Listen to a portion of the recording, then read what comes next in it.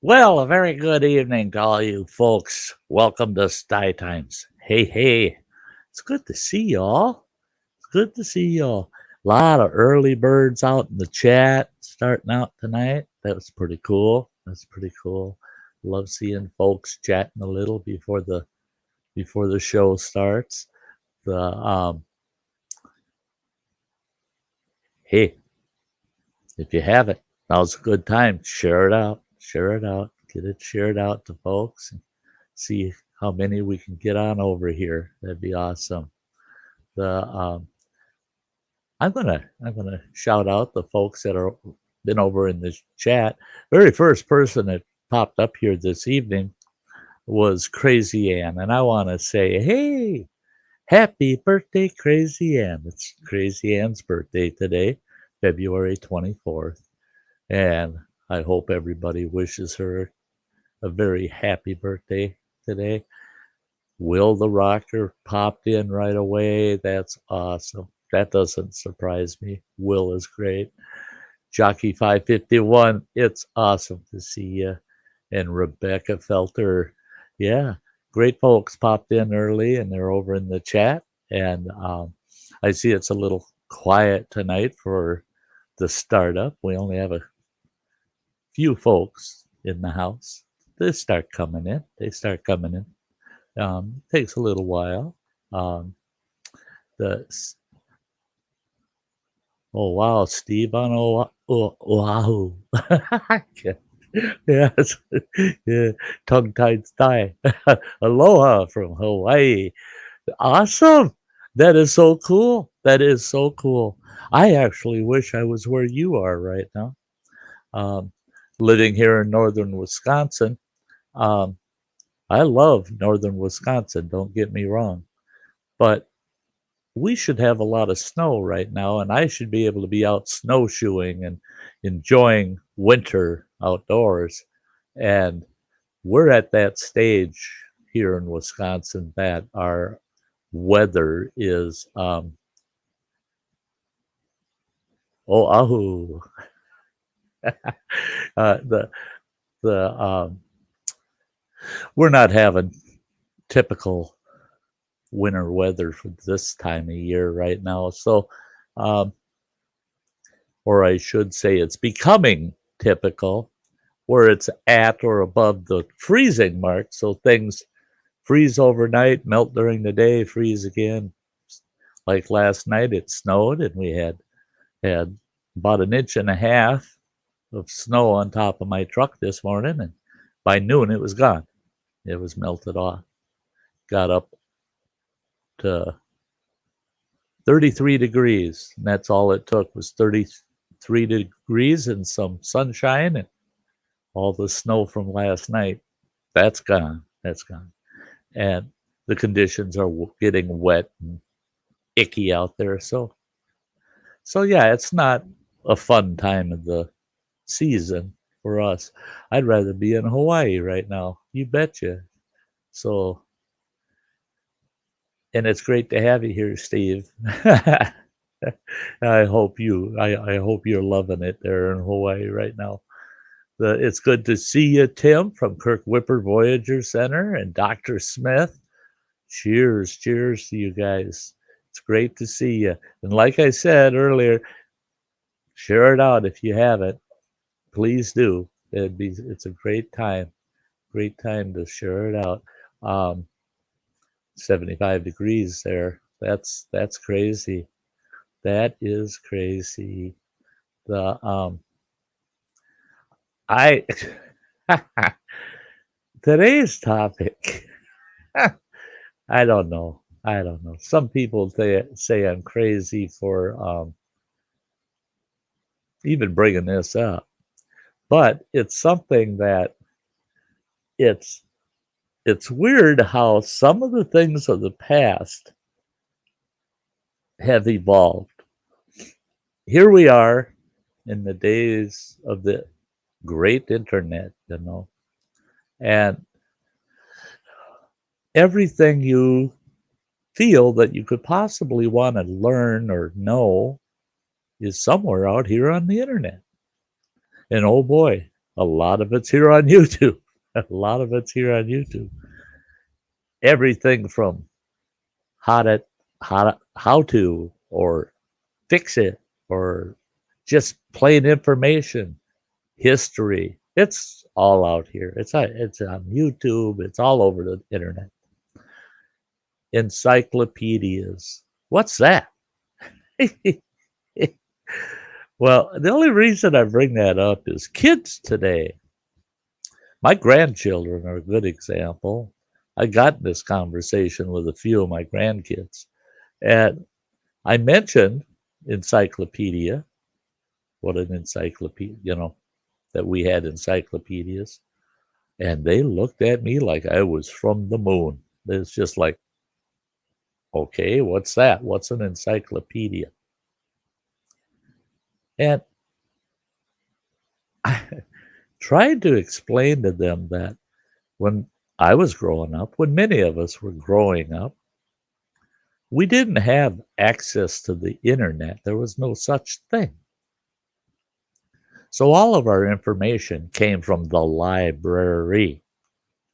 Well, if you go to the library, there's thousands of books on world facts, everything in the world. Not counting all the novels, right? Fictions, nonfiction novels, blah, blah, blah. But just on nonfiction, actual fact type books, there's thousands. Well, Encyclopedia came along to try to compress all that knowledge into one set of books, right? And explaining this to my grandchildren was quite interesting. Their reactions were amazing. First, I told them, well, the encyclopedia came as a set of books, and they were arranged alphabetically, A through Z, right? Some letters have so much information, they'd have 2 or 3 volumes just for one letter. Some letters didn't have a lot of information attached alphabetically, so there might be 2 or 3 letters in a single volume. But if you had a question, it's just like Google that, I'm trying to tell these kids. If you had a question you wanted answered, you asked yourself, what is the core of the question? What's the item I'm looking for? And you just, based on the title of what you're looking for, alphabetically, go to that volume, pull it out, and find it in that volume, the information on that. And there you go. Now, Steve says, I grew up with 2 full sets of encyclopedias and Britannica yearbook updates. See, that's what I was used to. And my grandkids asked, well, how long have they been making these encyclopedias? I said, I don't even know. I could Google it and find out. But I said, I don't even know when they first started. I do know that my father had bought a brand new set of Britannica encyclopedias in 1958. 1958. He replaced that set, got another brand new set in 1964. Then he got another brand new set in 1968, 4 years after that.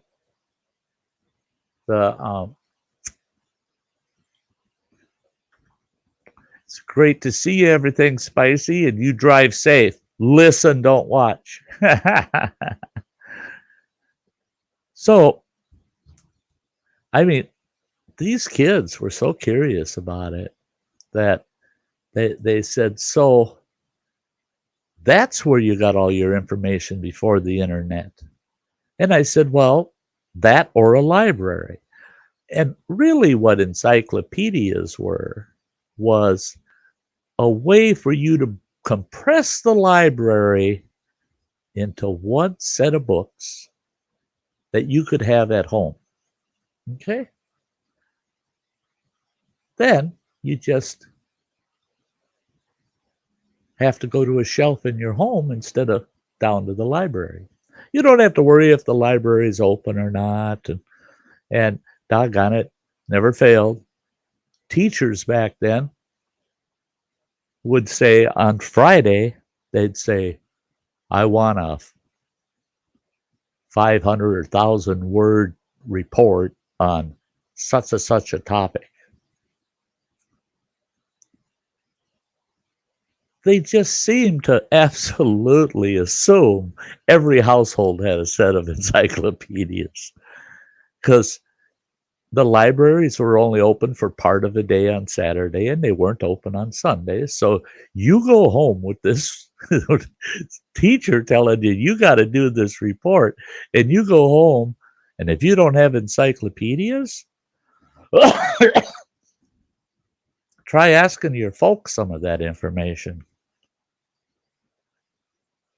It doesn't take long if you're raising several kids back then as an adult to realize, you know what, I'm going to invest in a set of encyclopedias. They were not cheap. They were not cheap. Oh, excuse me. I can remember my pop saying, when he got that set in 1964, I can remember him saying, because he made sure the whole family, he made sure the whole family heard him out. When that set of encyclopedias, they got delivered to our home, well, sure the hell aren't going to mail them. All these volumes, they came in like 3 big boxes, and you could barely carry them boxes. They were so doggone heavy. Each book was about 2 inches thick. And think about it.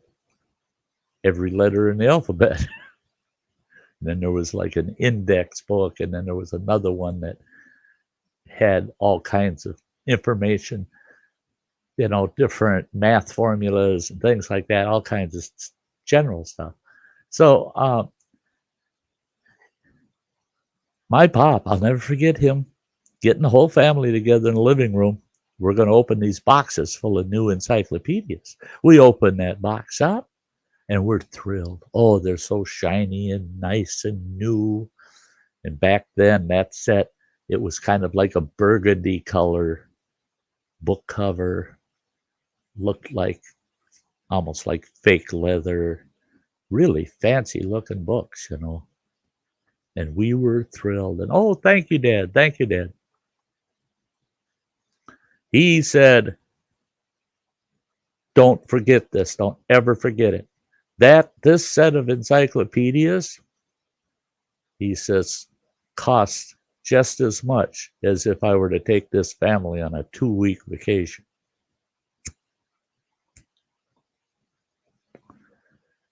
And he left it hang there. We were nervous because we got that set of encyclopedias in January. And I can remember we were all nervous. The problem with his statement was, does that mean we don't get our vacation this summer? We're not going to the cabin? We're not going to the lake for 2 weeks? We would have told him, skip buying them books. We want to go on vacation. Yeah, he let us think that way right up until vacation time. Said, oh, by the way, we're still going on vacation. But Steve says, I always remember my dad saying, well, let's look it up. My father was the same way. He was the same way. He was we'd say, Dad, what happened during such and such? And he'd say, well, let's look it up. Go grab the encyclopedia for that topic and let's look it up and find out what the history was. Um, what I miss that we don't have anymore, and I try to explain that to my grandchildren, is now we get on Google, we Google it. You get all kinds of different resources, right? And a lot of it is different points of view on a topic, not just the facts of that topic. Now, we still have Britannica online. We've got Wikipedia online. So the resources are there. You just got to kind of be careful as to which resource you're going to go to, right? Now, you go to the good old encyclopedia based sites, you're getting some good information. And it's great. You get your kids targeted on that and show them how they can access that information online. But I would not hesitate to say, if you can possibly get your hands on a fairly recent, the most recent, might be 15 years ago, 20 years ago, but you get yourself a good set of hard copy encyclopedias. I don't even know if they print them anymore. If they do, I wouldn't want to pay for a set. No way in hell. No. That's more than a 2-week vacation nowadays. I see Will says Wikipedia doesn't always tell the truth. See, that's why I'm glad Britannica has a website also, so you can cross-reference some of the things that are said in Wikipedia. Patreon Pirate, it's great to see you. Thanks for coming in. I I told my grandkids, there's one thing sitting in front of this boob tube, Googling stuff, sitting in front of a screen, you're Googling stuff. I said,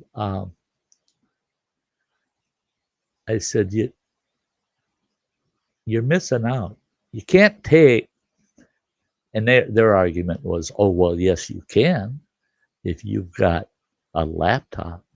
It's just not the same as grabbing one of those big old encyclopedias to look up a specific topic. You curl up at the end of the couch and you open that book up. You go to that topic and you start reading through that topic. You get to the end of it, you just can't help yourself going through a little more.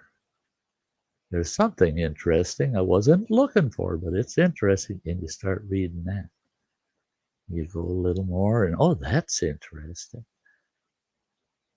I used to love to just walk up to the shelf and grab any one of those encyclopedias. I didn't care which one it was, just grab one and just start to feather through it until something caught my eye, and then read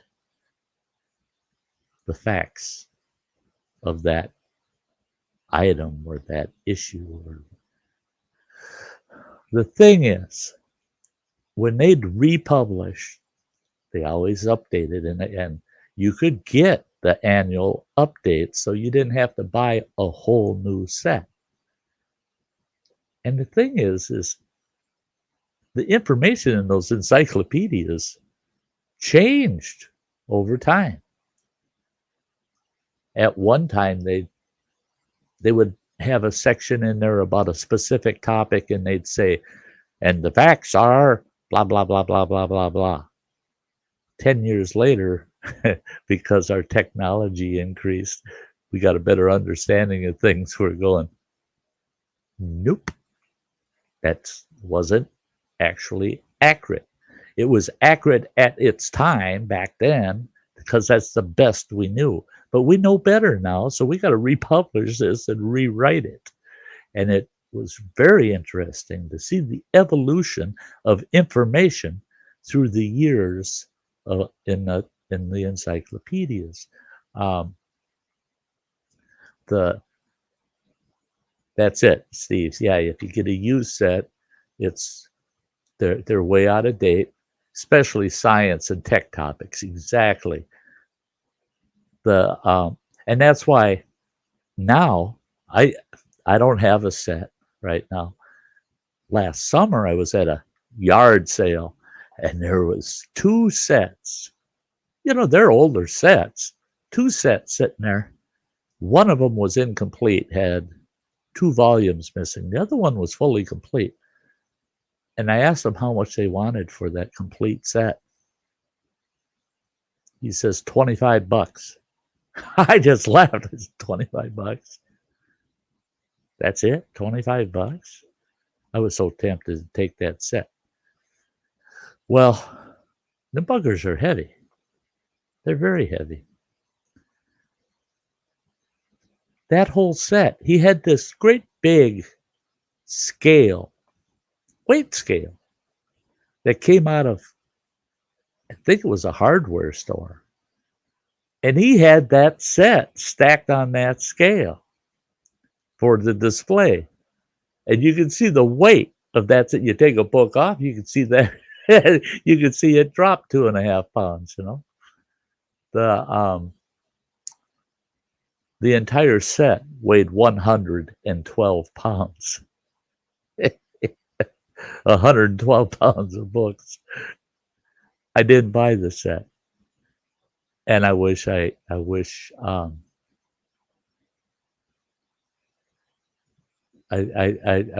had. I wish I had. Even though some of the information is outdated on the tech side, blah blah blah.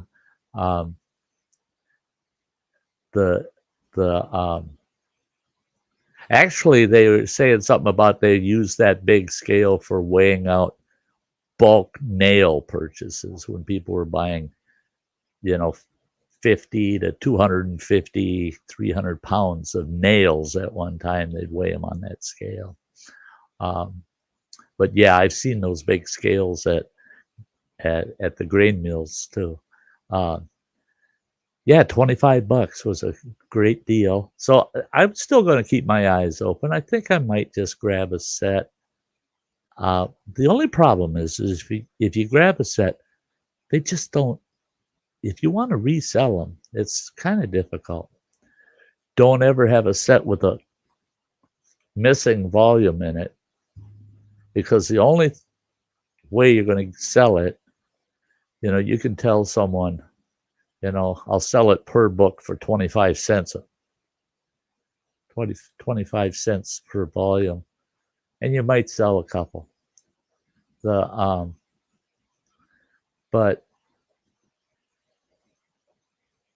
to sell it as a set, it's just not going to sell. Nobody wants to buy a set with one of those volumes missing.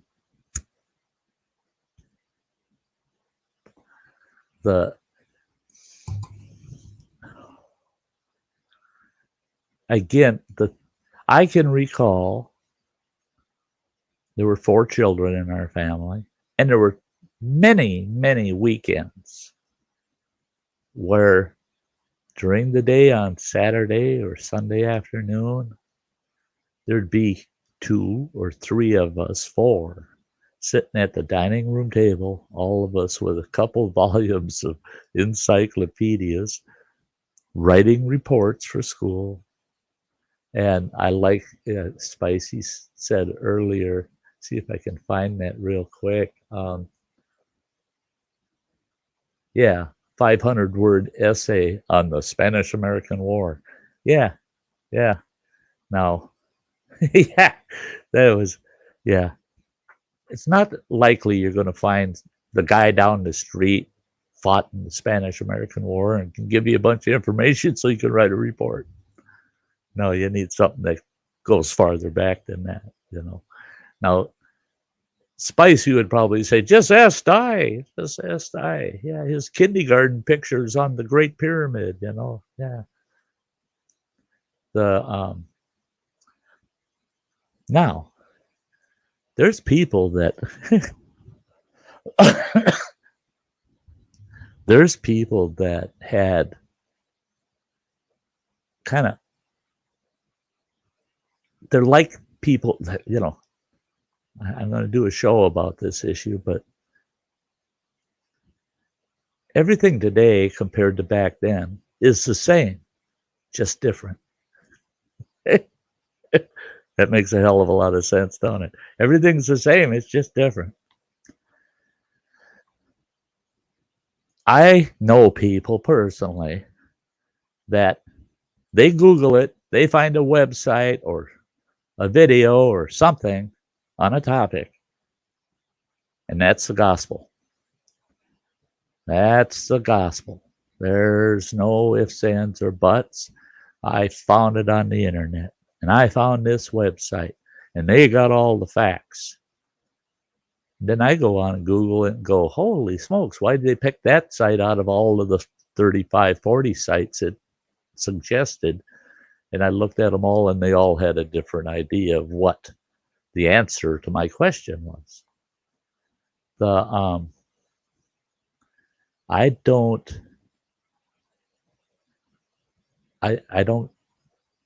get shocked over people that feel that way, because that's the way it was back in the 1960s with encyclopedias.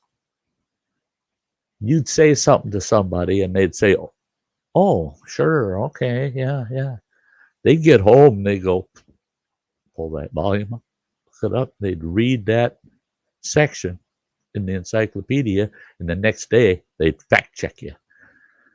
I found it in the encyclopedia, you're totally wrong. You are totally wrong.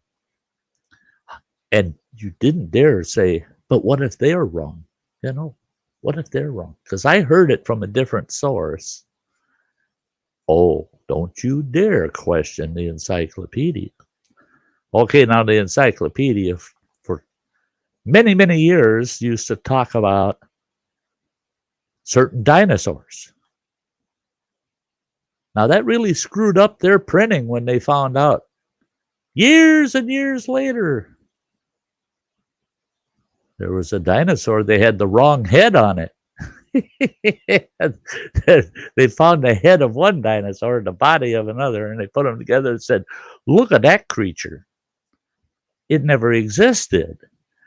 But until they said, that's not the right monster, this is the right monster, you didn't dare question it. Oh, no, because somebody found it in the encyclopedia. It has to be right. It has to be right. And the only thing for my phone I didn't have was those paper circles that go in the middle of the dial. I had to fabricate my own. Oh, you had an old, yeah, you're talking about the old dial phone. I grew up with those. Yeah, we didn't get our first push button phone until it would have been 1965. 1965, we got, my father went way out on the limb and bought my mother a Princess phone with the buttons. Still was just as slow as the dial phone as far as I was concerned. But hey guys, we're hitting that halfway mark. I'm gonna run this for my members, and then we're gonna get right back on encyclopedias when I come back. I got a couple little stories to tell you about encyclopedias, and I think you'll enjoy them. So we're gonna show some appreciation to my members, and it only takes a little over a minute. So hang tight, guys. Don't go anywhere. Don't run off, because we're getting right back on the topic. So here it is.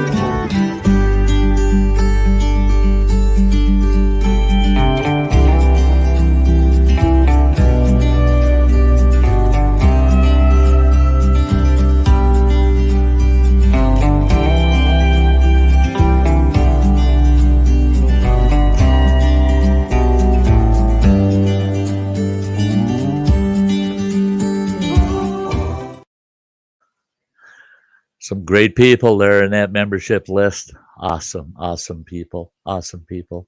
Glad you guys stuck around. The I just saw in the chat. Pilo Pepper, sweet girl. Oh, it's been so long. It's been so long. God bless you for coming over. Yeah, I miss you too. And girl, I hope life's going well for you right now. I really do.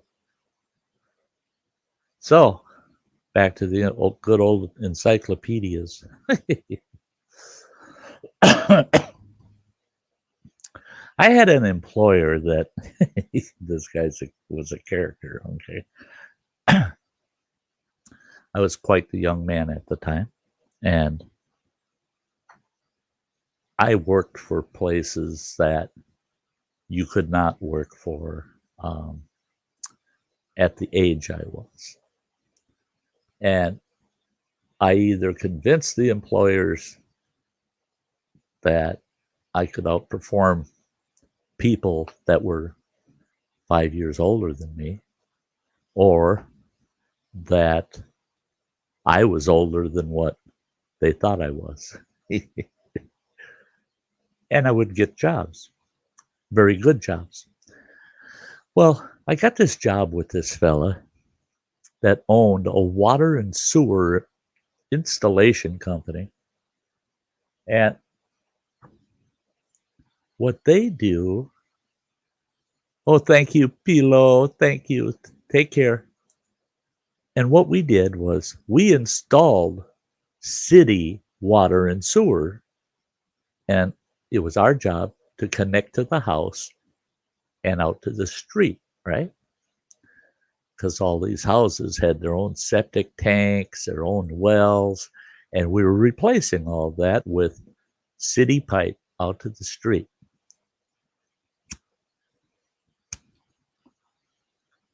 Now, I lived in the western suburbs. Back then, they didn't call them suburbs, but in the western suburbs of Minneapolis, very, very populated. And when a community went all municipal water and sewer, everybody was required to get on it. So if you were in the water and sewer game at the time, you had good work.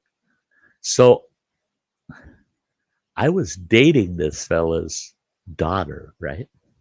Well, her and I broke up, and it was a friendly breakup. We broke up, but just through dating her, I knew what her dad did for a living, and I knew he owned this operation, right?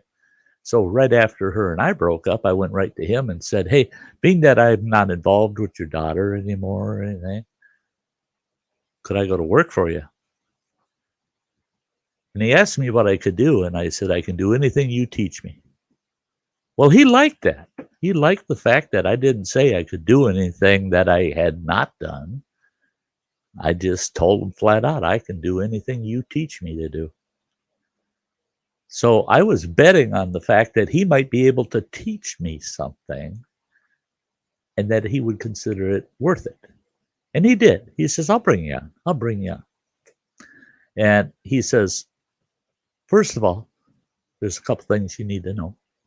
He says, first of all, he says, I don't use names for anybody that works for me. He says, I use your the last 4 digits of your social security number. And if anybody has the same last 4 digits, then I use the center 2 and the last 4. Now, he had 11 guys working for him, and he would yell out the last 4 numbers of your social security number. And you had better have that memorized because he don't like to wait when he calls you out, but he'd never call you by name. He said he loved numbers because they're easier to keep track of than names. Odd character. Well, one thing I learned with this guy, he would call it a day. Every day he finished his day at 5 in the evening. Boom, he's done. He's heading home because dinner's at 5:30. But he had the crew working until 6:30, and then we could cut out.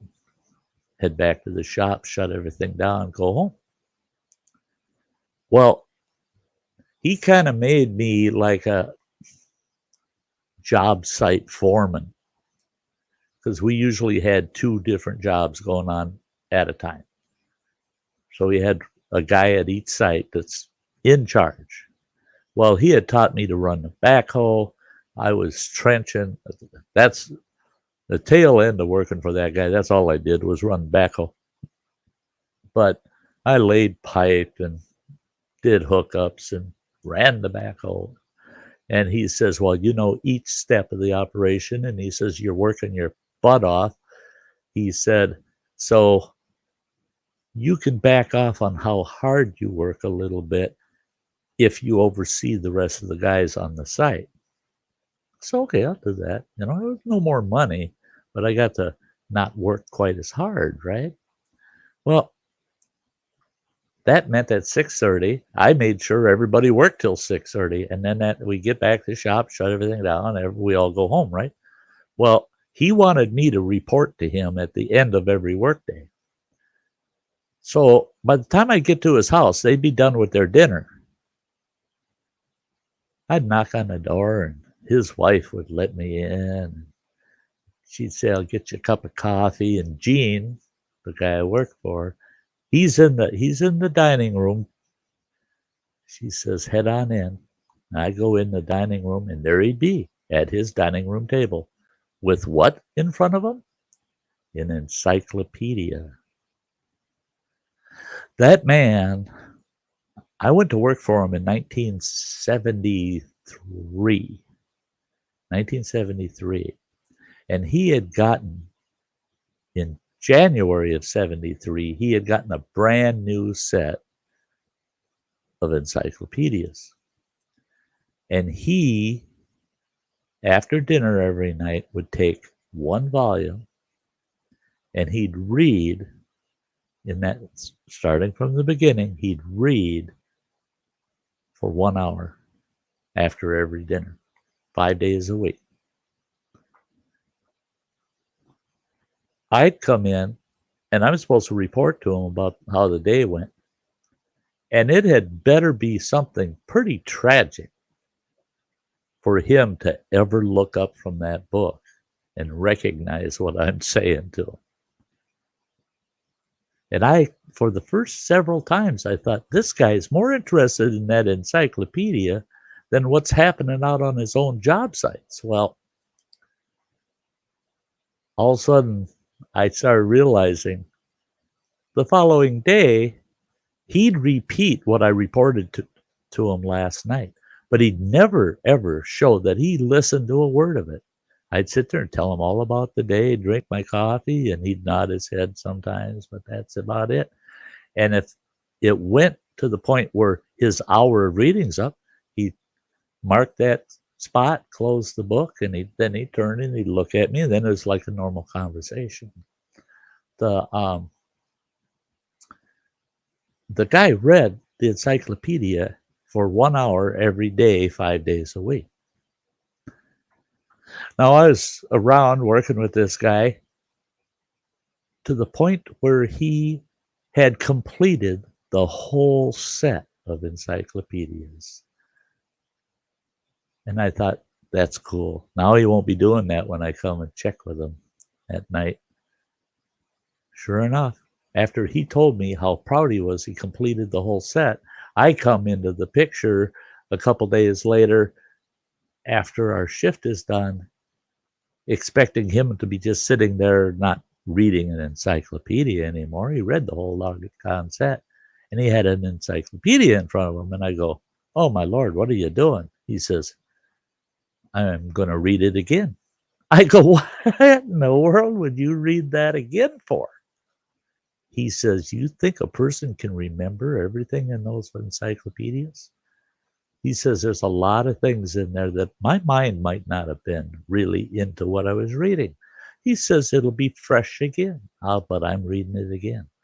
I found out from his daughter many years later that he replaced that set after about 3 years and then did the same thing again.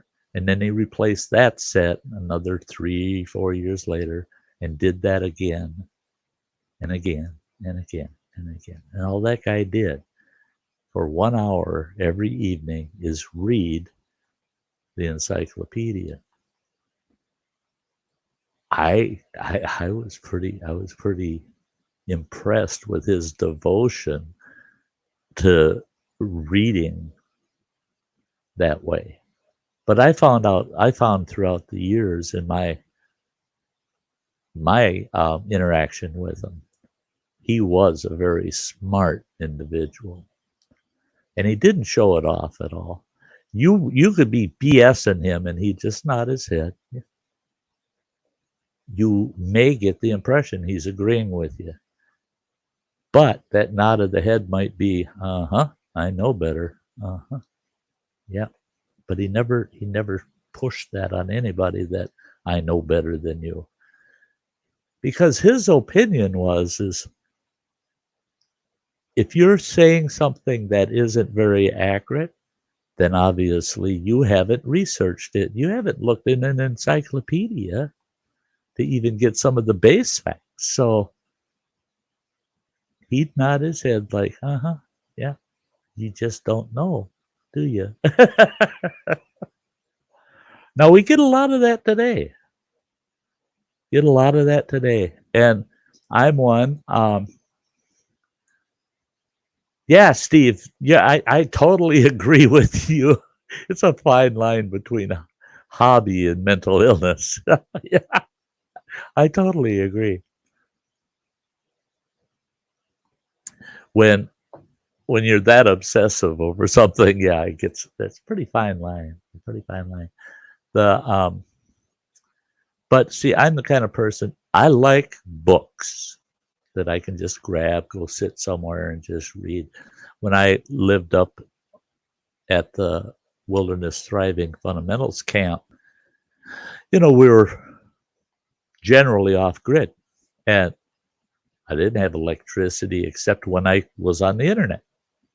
If I had to manage the company's books, or if I had YouTube videos to do and stuff, that's the only time I had power. Was I'd fire up the Jenny to be able to do that stuff, and I do have other electrical things going just to use up some of the juice that I needed to run the computer and the like.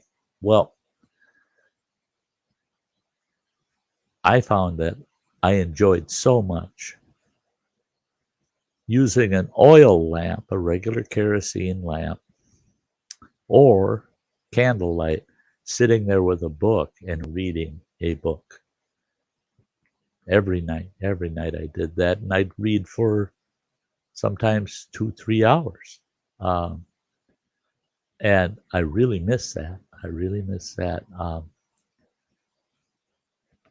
There you go, Will. Finish up your dinner. But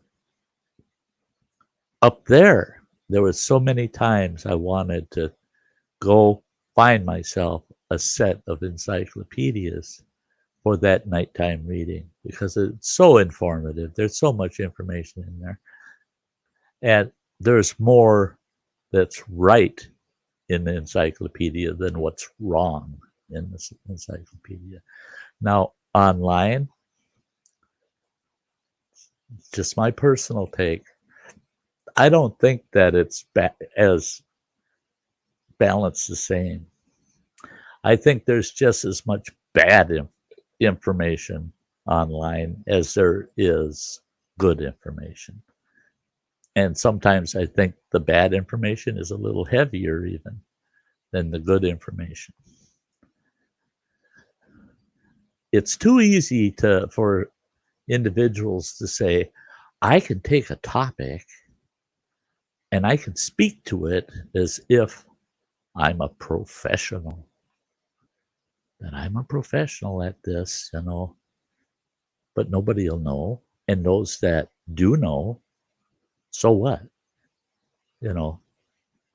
I got millions upon millions. I'm talking hundreds of millions of people in the YouTube world that can watch my videos And if even 1% of them is gullible enough to believe my side of things, I could be very successful. I think a lot of that goes on. I think a lot of that goes on out here in our internet world. And not just on YouTube, I mean, Facebook, Twitter, and blah, blah, blah. So, is the information out there? Yes, it is. I think we have to be a little more vigilant in finding a second witness, what I call finding a second witness that'll support the information you manage to glean off the internet. The and she's pointing out the shirt I'm wearing. Well, of course I'm wearing your shirt, girl. I only wore it for a couple of hours the other day. I washed it once, and I only wore it a couple of hours. And this afternoon, it was so hot in here I couldn't stand it. I saw it sitting over the chair, back of the chair here, and I'm going, picked it up, and I'm like, that bugger's just like fresh out of the dryer yet. So I put her on. I'm comfy. I love that shirt.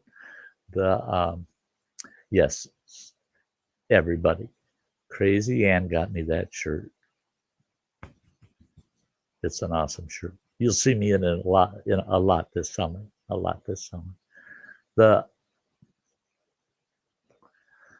Now that's the one thing with encyclopedias versus today's internet. One thing you can't find in an encyclopedia, even if they still produce them and you go buy a brand new set, guess what? You're not going to find Sty North. You're not going to find Sty Times. You're not going to find the Sty Shack. You're not going to find that. You're not going to find any of us in that encyclopedia. But today, because of the wonders of the internet, we can Google ourselves and find ourselves, which means others can too. Now, I have had people, I bet you're in one of those old sets of encyclopedias back there somewhere. I bet you're in there. No, I'm not. No, I'm not. I assure you.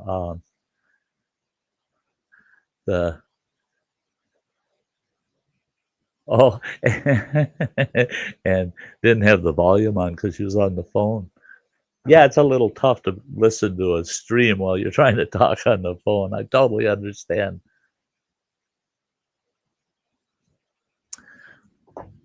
I have to say, guys, we got 10 minutes left of the show. So if you get the chance, you can go to your local library and they still have sets of encyclopedias. If you haven't had a set or you've never used the set, you're young enough that you just never had that need, go to the library someday and just find their encyclopedias and pull a couple off the shelf and go sit down somewhere and start looking through them. I think you'll find that it's like all the information you get online, but with a little different flavor. It's really enjoyable sometimes just to be able to touch the paper and flip the pages, and it feels good to sit and gather information out of the old style hard copy. And I hear that all the time, our local libraries, they're always in a panic to get more and more books into their inventory. And they fight constantly with their like here, it's a city operated library. And the city, the council of the city, keep telling them, you need to get rid of a bunch of books and expand your internet technology area. You need to add more workstations and use more of your floor space for computerized electronic information, and quit worrying so much about all these books. Well, literary people, Oh, they cringe at that. Boy, do they cringe at that. You start eliminating too many books, like the Encyclopedia, and we become 100% dependent on the internet. And all of a sudden, something crashes, something goes all the heck on us, and we can't access that anymore. And we run to the library thinking, well, I'll go look it up on hard copy. You get to the library and you walk in, and it's a big room full of computers. Very few books. And it's like, oh my gosh. And you tell the librarian, I need information on this. And she'll say, let's check the index. And then she goes, oh, we can't do that because we got that on electronic. It's all that data is saved in the cloud. Everything's shut down. So we'll have to go out there and wander around and look for it. What, you don't have a card file for that? Oh, no, we don't do that anymore. It's all electronic. It's all electronic. Well, thank God. Encyclopedias are hard to miss. They're big. They're big books, and they come in sets of anywhere from 24 to 36. They're big. They'll stand out. So they'll be easier to find if they manage to keep sets of them. So for this evening, a little bit of reminiscing of the good old days of encyclopedias. Crazy Ann says, I don't like books. It has to be a lot of picture in them. That's the nice thing with encyclopedias. You go even way back. The earliest set that I ever had to deal with was the set that my father bought in 1958. And that had so many pictures and illustrations in it. It was, you never had a page without a picture or an illustration on it. So that's what I liked about encyclopedias. They were, okay, you had all the text, but you also had good illustrations. So it really kept your interest. The hey, wrestle whatever with Paul. Good to see you. Yeah, Steve. I got a lot of buddies that have the old library index card shelves in their shops. They are so awesome for that purpose. I'm glad that a lot of those were saved because they were actually pretty high quality pieces of cabinetry. I mean, they were nice. They're very nice. A friend of mine loads ammunition, and he uses an old card file, big library card file on the back of his bench, and that's got all of his loading supplies and everything in there, and it's an awesome piece of furniture. It really is. Yeah, I think that there's a lot of libraries in the world. We got one north of us here in a little town called Washburn. That library, I thought, looking at the building, that it had to have at one time been the original city hall. Come to find out that no, it was built originally in the very late, like 1890 something, in the 1890s, as a library. And it's the same building. It's the same building. You go in, and it's been so well maintained since the turn of the century in 1900. And you would think the building had been built just a few years back. It's in that good a condition, and it's a beautiful building.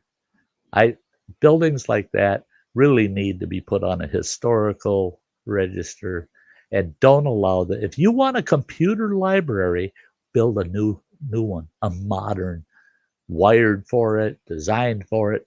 It looks modern, and you know when you're going there, you're going to sit at a workstation and get all your information. you don't need to plug that into these beautiful libraries. I think we can have both.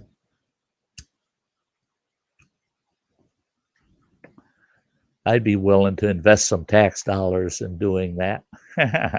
Preserve one and create the other. Yeah, I'm all good with that. I'm all good with that. Yep, we're getting right to the end of the night here. Hey guys, Wednesday nights, everything's spicy. Phil, my best buddy, he usually goes live on Wednesday nights. So keep an eye out for any notification from him. Get over there and support my friend, would you? It's been great to have you guys here this evening. Yeah, tomorrow night is around the campfire, guys. You want to come over and just hang out, and all we do is act like we're out around the campfire. We talk about anything and everything. We get crazy. We laugh our butts off. We talk about serious things, which always lead to something funny, because we just don't take life that doggone serious. Always have a good time on Thursday nights over at the Sty Shack around the campfire. And I really hope to see y'all there. And yeah, Crazy Ann, that's right. Hope to see y'all over at Bill's. Yep. And yeah, everybody have a nice evening. Bill's is a good place to hang out if you want to kind of wrap your night up on a Wednesday night. Yeah, we always have fun on Hump Day. So if you watch the closing little video at the end of this, you get a sneak peek on what Friday's Sty Times is all about. Now that one's a little different. Some people chuckle about it. Some people kind of take it serious. Yeah, we'll be all over the board on that topic. But that's it, guys. That's it for this Sty Times. Just look it up in the Encyclopedia. And we'll see y'all on, well, I'll see you around the campfire tomorrow night. And we'll see you on Friday, I hope. So, love y'all. Y'all take very good care of yourselves. And until the next time, you all have a very nice day. Bye-bye.